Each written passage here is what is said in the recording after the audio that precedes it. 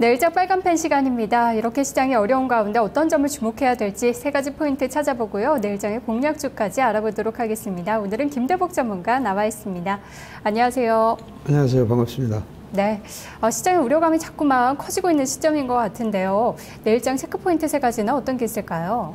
글쎄요, 오늘 뭐 한국의 그 중앙은행에서, 그러니까 한국은행에서 금리 인하했죠. 금리 인하에 대한 어떤 뭐 이것이 효과가 좀 있을 것인가 이런 것들 좀 보겠고, 역시 지금 현재 그 22에서 지금 채권 매입에 대한 어떤 기대감이 큰데 스페인이 계속 버티고 있습니다. 계속 버틸 수 있느냐 이런 것들을 보겠고, 그다음에 이제 최근에 스몰캡 중소형주들이 굉장히 강한데 이런 시대가 르네상스 시대가 계속 지속될 거냐 이런 것들을 알아보겠습니다. 네. 자, 첫 번째 이슈부터 보도록 하겠습니다. 기준금리 인하, 한국은행에서 0.25%포인트를 인하하면서 다시 2%대로 좀 진입을 하게 됐습니다. 역시 한국은행도 글로벌의 금리 인하 조치에 좀 동참하는 모습을 보여줬는데 이 효과가 좀 많이 나타날 수 있을까요? 예, 효과는 결과적으로 크게 나타나지 않았지만 중기적으로는 뭐 좋아질 거다. 단기적인 효과는 없을 거다. 이렇게 말씀드리겠습니다. 한국은행의 어떤 한국중앙은행에서 지금 현재 기준금리를 그 25 베이스 포인트, 그러니까 3%에서 2.725%로 낮추었습니다. 이것은 시장에 이미 반영되어 있는 어떤 부분들이 상당히 많았다 이렇게 보겠고요. 중앙은행의 글로벌 공조의 어떤 흐름인데 그림을 이렇게 보면서 먼저 설명하겠습니다. 그림을 하나 보시면요, 정책금리와 채권금리의 추이인데 이미 이제 그 기준금리가 우리가 3%에 있을 때에 지금 장기 채권들이 모두 기준금리 이하로 하향하는 어떤 시장 흐름이 나왔다. 이것은 이미 시장이 먼저 반영하고 있었다 이렇게 볼 수가 있는 것입니다. 그래서 오늘 지금 현재 2.725%로 하락했지만 시장의 영향력은 크지 않다 이렇게 볼 수가 있겠고요. 그러나 기준금리가 인하됐다는 것은 금리가 인하되면 결국은 경기의 어떤 부양 효과가 분명히 시간을 거쳐서 나타날 것이다 이렇게 보시는 것이 좋겠고요. 최근 들어서 글로벌 시장의 어떤 기준 금리들의 주요 정책을 다음 화면에서 보시면요, 선진국들은 이미 이제 저금리 시대를 그대로 제로금리를 유지하는 어떤 이런 흐름들을 미국이나 일본, 유럽 쪽에서 실행하고 있고, 지금 이제 이머징 마켓의 대표적인 국가라고 할 수 있는 호주가 강력하게 금리 인하를 나서고 있습니다. 그래서 그 호주의 어떤 흐름들을 우리 한국이나 중국이 따라가는 어떤 이런 입장이 될 거다. 그러면 앞으로도 이런 어떤 금리 정책은 하향으로 이어질 개연성이 높고, 마지막으로 5년 만기 우리나라 지금 국고채의 어떤 금리를 보시면 장기의 어떤 밴드가 하향 밴드 하에서 움직이고 있기 때문에 이러한 흐름들은 추가적으로 이어질 것이다. 그러나 지금 단기적으로는 효과가 사실은 여기에 금리 수혜주들이 올라줘야 되는데 안 오를지 몰라도 근본적으로 우리 그 시장의 흐름에서는 중기적으로는 증시에는 호재 역할을 할 것이다 이렇게 보겠습니다. 네, 오늘은 일단 예상이 많이 돼서 좀 무덤덤했습니다. 코스피도 장중에 잠깐 반짝 올랐다가 다시 하락 전환했고 채권 시장도 좀 무덤덤하게 반응을 했네요. 자, 두 번째 이슈 보도록 하겠습니다. 스페인 버틸 수 있는가? 신용등급 강등이 됐어요. 이것도 어느 정도 예상됐던 바이긴 한데 이제 투기등급 바로 직전까지 좀 내려온 상황이거든요. 이걸 어떻게 봐야 될까요? 스페인이 지금 현재 계속 버티고 있는 것은 정크본드 수준으로 가더라도 버티고 있는 것은 사실 지금 선거 때문이죠. 지방선거 때문이라 이렇게 볼 수가 있겠고, 긴축을 하지 않고 지금 현재 버틸 수는 없는 겁니다. 그래서 구제금융을 받아야 되는데 글로벌 시장은 여기에 ESM이 출범해서 22에서 국채를 매입하려고 해도 좀 명분이 서지 않고 있는 거죠. 그래서 지금 현재 보시는 차트를 보시면 아마 지금 현재 국채 만기 수익률 자체를 한번 보시겠는데요. 예전에 처음에는 굉장히 이것이 불안감을 느끼면서 6%까지 올라갔는데 이제는 지금 언젠가는 좀 그렇게 하겠지, 당연한 어떤 흐름으로 진행되고 있다. 5%에서 6% 안에서 움직여서 국채는 어저께도 좀 안정되는 어떤 모습입니다. 그렇지만 다음 차트를 지난번에 한번 보여드렸던 차트인데요. 스페인의 어떤 국가가 가지고 있는 어떤 현금 보유액이 지금 현재 노란색 라인까지 급하게 밀어서 200억 유로 정도밖에 되질 않습니다. 근데 이 200억 유로를 지금 현재 10월 달에 버티기에는 굉장히 부담이 된다 이렇게 봅니다. 왜냐하면 국채 만기 상환액이 굉장히 10월 달에 가장 많이 돌아오는데 그 돌아오는 어떤 그것을 막아내기는 어렵고, 가깝게는 지금 현재 ESM이 출자를 했는데요. 다음 차트를 보시면 이번에 월요일 날 출범했던 ESM의 출자표입니다. 이 출자표를 보시면 맨 하단에 스페인이 출자한 금액인데 전체 어떤 비중은 약 한 11% 정도 됩니다. 11% 정도 되고 금액은 83억 유로. 여기에 이 83억 유로를 다 납부해야 되는 것이 아니라 40%만 10월 23일까지 납부하면 됩니다. 그렇다면 약 한 38억 정도가 되겠죠. 그럼 38억 정도의 어떤 이런 것들이 돌아오니까 이것을 납부해야 되겠고, 그 다음에 마지막 표를 하나 보시겠는데요. 2012년 국채 만기 중에서 321억이 10월 달에 다 돌아옵니다. 이번 적게는 뭐 다음 주부터 지금 그 19일과 21일 날에 좀 집중돼 있는데 321억을 지금 현재 이걸 상환하려면 돈이 부족하다 이겁니다. 그래서 결국은 시기만 남아 있다 이렇게 볼 수가 있고, 결국은 항복을 해줘야지만이 글로벌 시장도 굉장히 어떤 불확실성이 해소되면서 강한 어떤 상승의 어떤 흐름이 나올 수가 있고, 지금 스페인도 좋은 어떤 흐름인데, 이 스페인에 지금 현재 선거가 있어서 지금 현재 약간 유동적이긴 하지만 저는 뭐 조만간에 나올 거라 이렇게 보겠고요. 결국은 항복한다 이렇게 보겠고, 그 항복할 때까지는 우리가 좀 주가가 내리더라도 조금 참아봐야 된다 이렇게 보겠습니다. 네, 현금 여력은 없고 출자는 해야 되고 결국에는 구제금융 신청을 할 것인데, 그래도 증시에는 그것이 불확실성 해소가 될 수 있겠다, 이런 결론이네요. 예, 그렇습니다. 네, 세 번째 이슈 보겠습니다. 스몰캡 르네상스 시대가 계속될 것인가.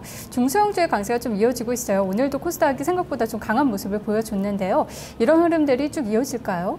좀 저는 결론적으로 이어진다 이렇게 보겠고, 오늘 시장 흐름은 이제 프로그램이나 이런 것들을 피해서 중소형주 쪽에 갔던 어떤 이런 흐름이라고 볼 수가 있는 겁니다. 근데 중소형주 어떤 르네상스 시대는 뭐 어떻게 보면 그 여건이 만들어져야지 됩니다. 최근에 어떤 지수가 2000선을 넘어서면서부터 대형주에 대한 어떤 부담감이 살아나기 시작했고, 중소형주들의 어떤 상대 수익률이 강화되는 어떤 이런 흐름이 나타났습니다. 근데 이런 어떤 흐름들 중에서 외국인들과 국내 기관 중에 기관들이 지금 현재 수급적으로 코스닥이나 중소형주 쪽에 어떤 매수를 하는데, 과거에도 2006년도나 2007년도 그리고 적게는 2009년도에도 이런 어떤 흐름이 일어났다 이렇게 보입니다. 시장이 상승의 트렌드를 이어갈 때는 지수와 연동되어 있는 대형주 중심으로 상승하지만 지수가 조정 국면이거나 혼조 국면, 특히 이런 것들을 우리는 니치 마켓, 틈새 장세라고 하는데,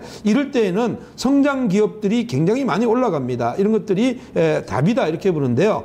신고가가 약 한 150개 정도가 날 때까지는 계속 올라갈 거다 이렇게 보입니다. 주의해야 될 것은 성장성이 없는 종목은 피해야 되겠다 이렇게 보는데요. 첫 번째 차트 하나 보시겠습니다. 코스닥과 코스피의 어떤 상대 수익률 차트인데, 금년도 초만 해더라도 상대 수익률이 굉장히 떨어졌댔습니다. 이 상대 수익률이 제로라인을 딱 돌파하는 어떤 순간부터 중소형주들은 강세 흐름을 이어갔고, 이 흐름은 지금도 지속되고 있다 이렇게 보는데요. 위에 2009년도에 아주 강했던 어떤 이런 자리, 2006년도나 이런 자리를 보면 아직까지는 좀 더 여력이 있다 이렇게 보겠고요. 그 다음에 코스닥과 코스피의 어떤 비교 차트를 보시면 7월 27일 날 아마도 이제 외국인들의 어떤 매수가 본격적으로 유입됐던 어떤 시점입니다. 이 시점부터 코스닥과 코스피의 어떤 흐름은 실질적으로 비슷한 랠리를 이어가다가 8월 중순부터 강력한 상승의 모멘텀을 코스닥이 이어가고, 지금은 같이 조정을 받지만 상대적으로 강한 어떤 모습이다 이렇게 보겠고요.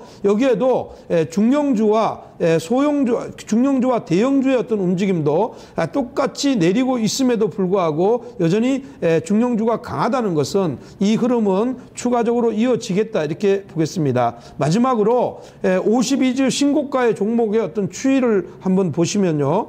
2001년도부터 이 종목들이 어떻게 보면 상투를 칠 때 가장 많이 신고가가 났던 자리는 2007년도 리먼 사태가 나기 전에 231개 정도가 52주 신고가가 났습니다. 그러면 지난 그 2009년도 10년도에 왔을 때 최고의 피크의 자리가 94개 종목인데 어제 불호에서 이제 한 68개, 7개 정도가 신고가가 났는데요. 이런 흐름이라면 아직도 지금 현재 보면 좀 더 오를 가능성이 많고 중소형주들은 결국은 한 150여 개 정도가 신고가가 형성이 될 때 대체적으로 고점이 나올 가능성이 높다. 그러면 아직도 상승의 여력은 좀 더 있겠다. 이렇게 보니까요. 이런 종목으로 공략을 하시되 문제는 회사의 영업이익이라는 것이나 매출액이 2분기보다는 3분기, 3분기보다는 4분기로 성장성을 가지고 있는 종목들을 한해서 공략하는 것이 키포인트다. 이렇게 보겠습니다. 네, 오늘은 코스닥 시장에서 약 43개의 종목이 신고가를 기록했네요. 그런데 좀 찝찝한 부분이 마지막에 보여주신 게 리먼 사태 직전에 코스닥의 신고가가 피크를 쳤다. 이 부분인데 그래도 그때와 상황은 좀 다르겠죠? 예, 그렇죠. 코스닥 같은 경우는 지금 현재 기간 수급이 들어왔고, 그래서 지금 현재 보면 아주 피크의 어떤 이런 자리는 10년도의 자리를 비교하더라도 아직까지는 여력이 좀 있다. 이렇게 보시고요. 아직까지는 어떻게 보면 코스닥이 어떻게 보면 12개월 선행포의 어떤 이런 흐름들을 비교해 보면 아직까지 여력이 좀 더 있는 자리입니다. 네, 유망업종 이야기 들어볼게요. 어느 쪽으로 고르셨어요? 유망업종은 지난주하고 똑같은 종목을 가지고 왔습니다. 이렇게 가져온 거는 지난주에 IT 부품주를 가지고 나왔고 그중에서 태블릿 PC에 대한 어떤 우리가 관심을 갖자 이렇게 했습니다. 그것은 왜냐하면 우리나라 스마트폰은 글로벌 시장에 어떻게 보면 시장 점유율이 1위이지만 태블릿 PC는 아직까지 걸음마 단계에 있습니다. 그렇기 때문에 삼성이라는 어떤 그 메이커를 가지고 앞으로 성장의 어떤 흐름을 가져가려면 대용량화 이런 쪽 태블릿 PC의 어떤 적극적인 투자가 이루어질 것이다. 이렇게 보입니다. 스티브 잡스가 사실은 이제 태블릿 PC를 만들 때만 하더라도 언제나 아무 때 어느 장소에서도 자기들이 유용하게 쓸 수 있는 어떤 태블릿 PC, 특히 이제 보는 쪽과 듣는 쪽 이런 쪽이라면 앞으로 우리 이제 삼성에서 만드는 어떤 태블릿 PC는 필기를 하면서 밖에서 일할 수 있는 어떤 여건을 만들어 갈 거다. 그렇게 보면 이런 어떤 성장성은 계속 무궁하지 않겠느냐 이렇게 보겠고요. 표를 보시겠습니다. 표를 보시면 지난번에 한번 보여드렸던데 2011년도에 어떤 아예 진한 어떤 색이 삼성의 어떤 안드로이드 폰 쪽이고요. 위에 옅은 청색이 지금 현재 애플 폰인데요. 상대적으로 굉장히 지금 현재 열악한 환경이지만 금년도를 기점으로 해서 반전의 고리가 나오기 시작하고 내년도부터는 오히려 근접해서 그리고 지금 현재 14년도 가면 오히려 추월하는 어떤 이런 흐름이 예상이 되기 때문에 지금 현재 삼성은 이런 쪽으로 투자를 계속 진행하고 있다 이렇게 보면 현재의 어떤 흐름은 이런 종목들을 저점에서 매수하는 건 굉장히 좋은 일이다 이렇게 보겠고요. 그 흐름에서는 유망한 종목들로 만약에 본다면 역시 이제 한글과 컴퓨터나 플렉스컴, ELK 그다음에 여기에서 일진 디스플레이나 지금의 S맥 이런 정도의 어떤 시장 흐름이 진행될 거다 이렇게 보니까 물론 여기서는 대용량 쪽에만 어떤 모아져 있지만 여기와 연관되어 있는 어떤 카메라나 아니면 연성 PCB의 업체들도 우리가 눈여겨봐야 되겠다 이렇게 보겠습니다. 네, 갤럭시 노트 2에 이어서 아이패드 미니 아직 가칭임이 애플에서도 태블릿 시장에 좀 적극적으로 대응을 할 것 같은데 관련주 가운데서 내일자 공략주가 있나요? 예, 그래 있습니다. 네, 있고요. 말씀해 주세요. 저는 이쪽에 있는 종목들 플렉스컴이나 ELK는 이 시간을 통해서 많이 소개했고 수익도 20% 이상 수익이 지금 나고 있는데 또 마찬가지로 오늘 또 이런 종목 중에서 한 종목을 가지고 왔습니다. 그 종목은 한글과 컴퓨터입니다. 우리가 이제 한글과 컴퓨터 하면 사실은 우리가 오피스만 생각하죠. 사실은 2013년도 오피스는 한글과 컴퓨터가 이번에 내놓는 어떤 오피스는 포토 기능이 굉장히 강화돼서 사실은 포토샵을 안 하더라도 이것만 가지고도 할 수 있는 어떤 이런 기능이기 때문에 기능이 굉장히 좋아졌다 이렇게 볼 수가 있고요. 사실은 한컴은 지금 현재 싱크 프리 모바일이라는 어떤 이런 것들을 지금 삼성이나 스마트 스마트폰이나 태블릿 PC 쪽에 납품합니다. 그래서 그런 어떤 흐름에서 보면 수요가 증가할 것이다 이렇게 보고 그래서 오늘 가져왔습니다. 네. 그런데 오늘 3.8% 오르면서 또 신고가를 기록했어요. 이런 부담이 있진 않을지 걱정이 되는데요. 전략 어떻게 세울까요? 가격은 이제 연속적으로 올랐기 때문에요. 따라가면 지금 현재는 또 약간 안 되는 자리다 이렇게 보겠고요. 이런 많이 올랐기 때문에 눌림목이 내일이나 모레 정도에 나올 거다 이렇게 보입니다. 그래서 눌림목을 공략하자. 만약에 내일 나온다면 17,000원이 이탈하는 자리 16,900원에서 매수하시고요. 목표치는 뭐 충분히 2만 원 정도까지 보시는 것이 좋은데 손절 라인은 많이 올랐던 종목이니까 당연히 손절 라인을 짧게 잡으시고 이것은 15,900원으로 제시하는데 반드시 지키는 것이 중요하겠죠. 예.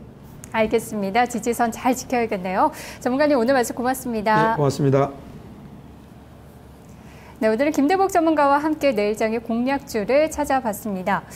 계속해서 증시는 유로존의 이슈에 당분간은 좀 휘둘릴 것으로 예상이 되고 있습니다. 이런 가운데 내일도 중소형주의 강세가 이어질지 함께 체크해 보시기 바랍니다. 넥스트 내일 다시 돌아오겠습니다. 고맙습니다.